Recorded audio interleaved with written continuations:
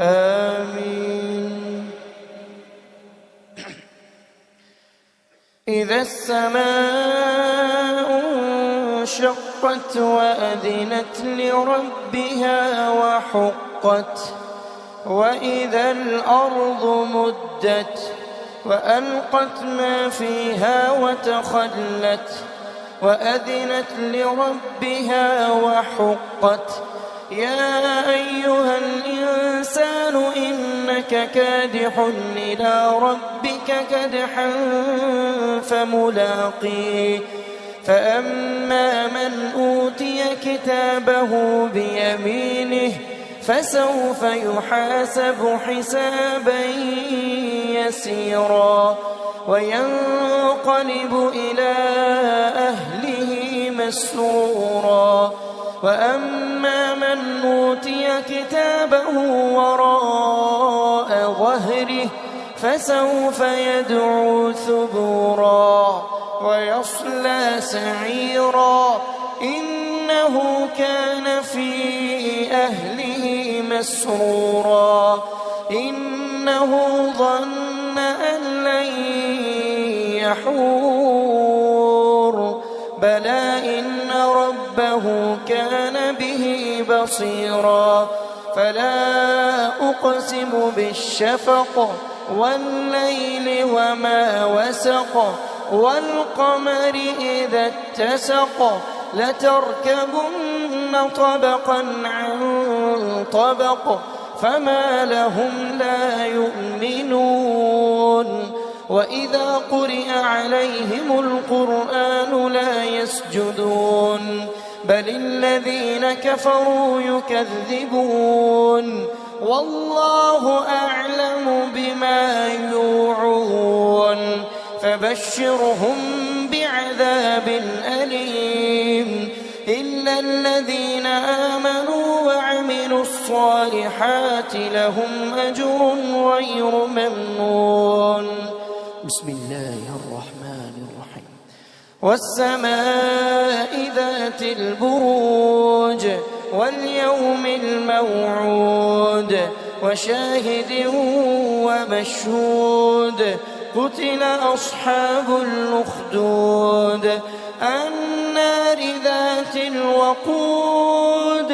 إذ هم عليها قعود وهم على ما يفعلون بالمؤمنين شهود وما نقموا منهم إلا أن يؤمنوا بالله العزيز الحميد الذي له ملك السماوات والأرض والله على كل شيء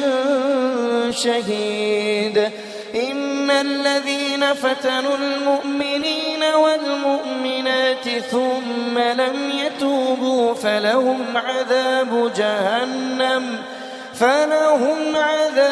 جهنم ولهم عذاب الحريق إن الذين آمنوا وعملوا الصالحات لهم جنات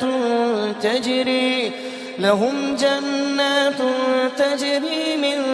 تحتها الأنهار ذلك الفوز الكبير إن بطش ربك لشديد إنه هو يبدئ ويعيد وهو الغفور الودود ذو العرش المجيد فعال لما يريد هل أتاك حديث الجنود فرعون وثمود بل الذين كفروا في تكذيب والله من ورائهم محيط بل هو قرآن مجيد في لوح محفوظ. بسم الله الرحمن الرحيم. والسماء والطارق وما أدراك ما الطارق النجم الثاقب إن كل نفس ما عليها حافظ فلينظر الإنسان مما خلق من ماء دافق يخرج من بين الصلب والترائب إنه على رجعه لقادر يوم تبلى السرائر فما له من قوة ولا ناصر والسماء ذات الرجع والأرض ذات الصدع إنه لقول فصل وما هو بالهزل إنهم يكيدون كيدا وأكيد كيدا فمهل الكافرين أمهلهم رويدا. بسم الله الرحمن الرحيم. سبح اسم ربك الأعلى الذي خلق فسوى والذي قدر فهدى والذي أخرج المرعى فجعله غثاء نحوا سنقرئك فلا تنسى إلا ما شاء الله إنه يعلم الجهر وما يخفى ونيسرك لليسرى فذكر إن نفعت الذكرى سيذكر من يخشى ويتجنبها الأشقى الذي يصلى النار الكبرى ثم لا يموت فيها ولا يحيا قد أفلح من تزكى وذكر اسم ربه فصلى بل تؤثرون الحياة الدنيا والآخرة خير وأبقى إن هذا لفي الصحف الأولى صحف إبراهيم وموسى. بسم الله الرحمن الرحيم. هل أتاك حديث الغاشية وجوه يومئذ خاشعة عاملة ناصبة تصلى نارا حامية تسقى من عين آنية ليس لهم طعام إلا من ضريع لا يسمن ولا يغني من جوع وجوه يومئذ ناعمة لسعيها راضية في جنة عالية لا تسمع فيها لاغية فيها عين جارية فيها سرر مرفوعة وأكواب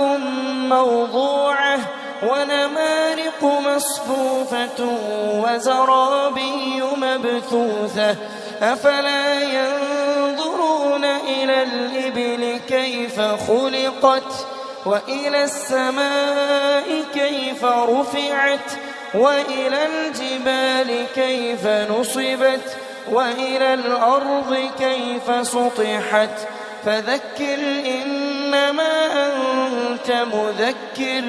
لست عليهم بمسيطر إلا من تولى وكفر فيعذبه الله العذاب الأكبر إن إلينا إيابهم ثم إن علينا حسابهم. بسم الله الرحمن الرحيم. والفجر وليال عشر والشفع والوتر والليل إذا يسر هل في ذلك قسم لذي حجر ألم تر كيف فعل ربك بعاد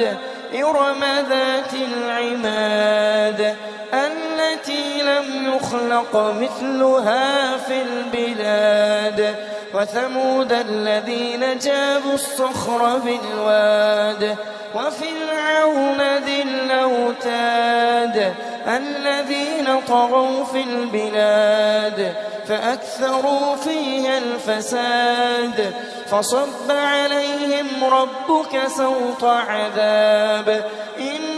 ربك لبالمرصاد فأما الإنسان إذا ما ابتلاه ربه فأكرمه